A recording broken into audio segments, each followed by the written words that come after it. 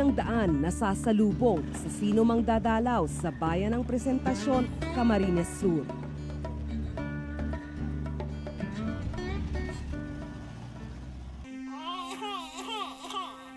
Sa lugar na ito nakatira sina Jillian at Julian, kambal na anak ni Susan Amaro. Ano ito eh, yung ano siya, ito ang pinakamalaki sa dalawa.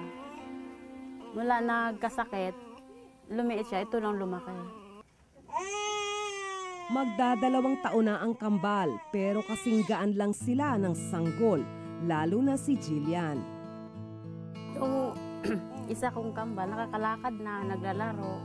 Yun, palaging kasama sa mga atin niya. Ito lang ang hindi lumalakad.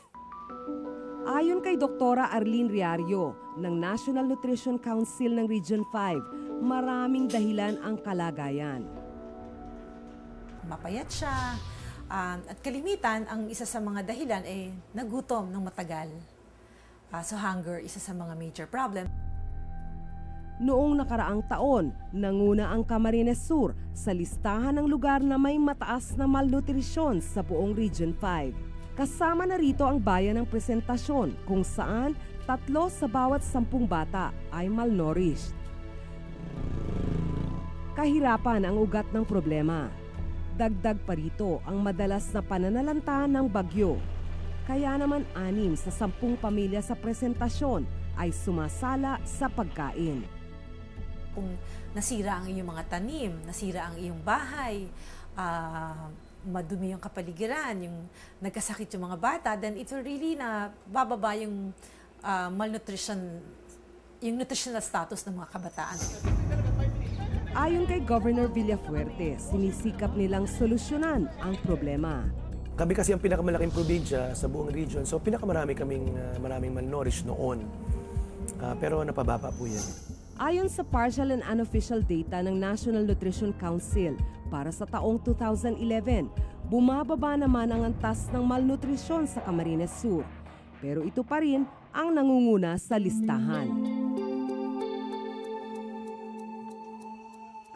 Magbubukid ang asawa ni Susan Amaro. Kada linggo, 500 piso ang sahod ng kanyang asawa. Di ito sapat para sa pamilya. Nung pinaano namin sila, hanggang maliit, hanggang pinanganak, ayun, hanggang 6 na bulan lang sila pinagmimi. Yun na, natigilan kasi walang pambili ng gatas.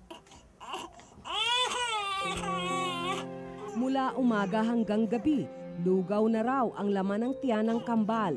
Swertihan daw kung may maipambili pa ng gulay ang pamilya.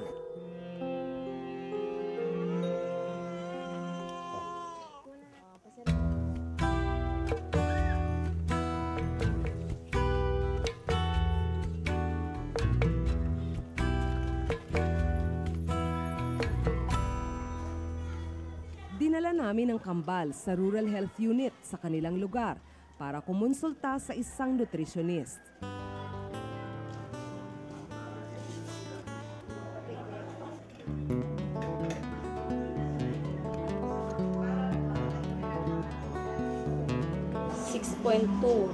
Mahigit 6 na kilo lang ang timbang ni Julian, mababa sa normal na timbang para sa kanyang edad. Si Jillian, 4.4 po. Wala pa sa kalahati ng dapat na timbang sa kanyang edad si Jillian. Mahigit 4 na kilo lang siya. Matatawag po nating severe o yung kasi po yung tinatawag nating marasmus, yun na po yung pinaka-severe forms of malnutrition. May feeding program si Governor Villafuerte para raw mabawasan ang malnutrisyon sa kanyang probinsya. Tuloy-tuloy po ang nutrition program namin. Pinapakain natin ng bata na 90 to 100 days for 3 months. Meron kami feeding program sa eskwelahan, may feeding program kami sa bawat barangay. Itong taon na ito, lahat ng barangay, 1,036, meron kami nutrition program.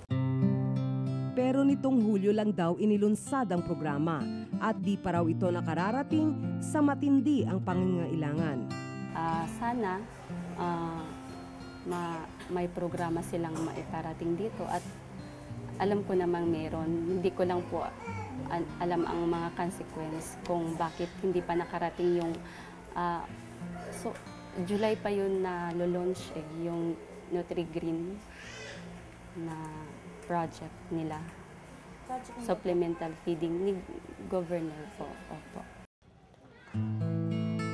Ang malnutrisyon daw kadalasang resulta ng mas malalang problema sa isang komunidad. Sa isang bayan na alam naman natin ang laki ng role ng pamahalaan, both at the national and the local level. The basic needs of people like food, which is source of malnutrition, hunger, malaki ang responsibilidad ng lalawigan.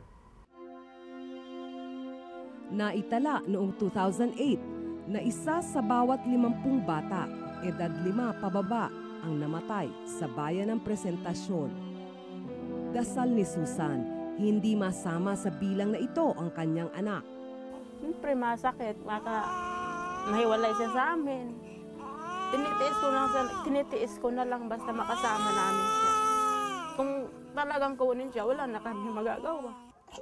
Hanggat hindi nabibigyan ng solusyon ang problema ng malnutrisyon, may mga inosenteng buhay na patuloy na mamimiligro ng walang kalaban-laban.